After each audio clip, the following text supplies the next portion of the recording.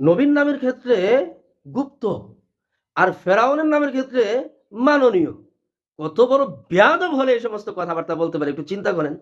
আচ্ছা, মুসা আলাইহিস সালাম গুপ্ত ছিলেন বলে যেই ধরনের পুষ্টা এই মাথা মোটা উসামা করেছে, সেই গুপ্তটা কখন, কোন সময়ের?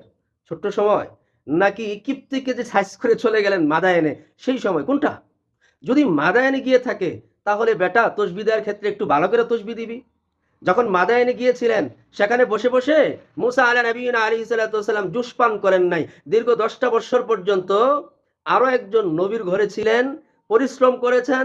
সেখানে থাকার পরে যখন নবুয়ত প্রাপ্ত হয়েছেন, তখন তিনি সোজা ফেরাউনের মুখের সামনে চোখে চোখ রেখে দাঁড়িয়ে কথা বলেছেন, এই বেটা কালিমাতুত তাওহীদ মান, এই কথা বলেছেন। তাহলে তিনি গুপ্ত রইলেন কোথায়? এই মাথা মোটা গুপ্ত কাকে বলে? নিজেকে গুপ্ত রাখিস বলে অন্যকে গুপ্ত মনে করিস? আল্লাহর রসুল ছিলেন মুসা আলাইহিস সালাম, তাকে তুই কিভাবে গুপ্ত বললি রে? আর যদি তোর এই গুপ্ত বলার কথা, ওই বলাটা যদি ছোট্ট সময়ের হয়, আরে বেটা এটাকে গুপ্ত বলে?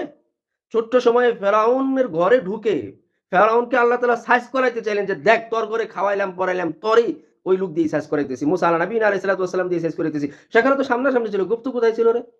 নিজেকে মুসা আলাইহিস সালামের মতো মনে করো। আবার কি একটা কথা, ফেরাউনের নামের ক্ষেত্রে মাননীয় লাগাইতেছে, চিন্তা করছেন নি? মানে কত বড় মাথা মোটা হইলে এই লোকটা ফেরাউনের নামের ক্ষেত্রে মাননীয় লাগাইতে পারে। হ্যাঁ, এই জামাত মানে কি এগুলো এগুলো?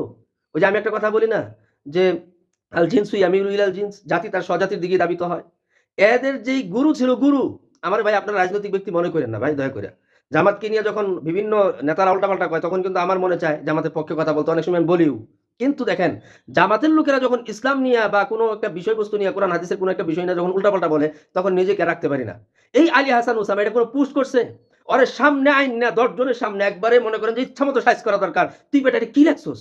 হ্যাঁ, আল্লাহর নবী মুসা আলাইহিস সালামকে তুই গুপ্ত বললি? যেই নবী সরাসরি ফেরাউনের সামনে গিয়ে দাওয়াত দিছে, হ্যাঁ? সেই নবীকে তুই গুপ্ত বলছস?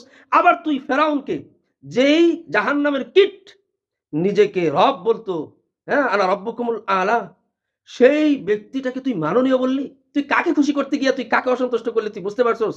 কার দলে নাম লেখাইতে গিয়া তুই কার দল থেকে তুই নাম কাইটা দিছস এটা তুই বুঝতে পারছস? আসলে সত্যিকার অর্থে মানুষ যখন দলান্ধ হয়ে যায়, তখন ঈমান ইসলামকে বিকিয়ে দেয়। এর বাস্তব দৃষ্টান্ত হচ্ছে এই মাথামোটা আওলান্না হাসান উসামা। আওলান্না হাসান উসামা।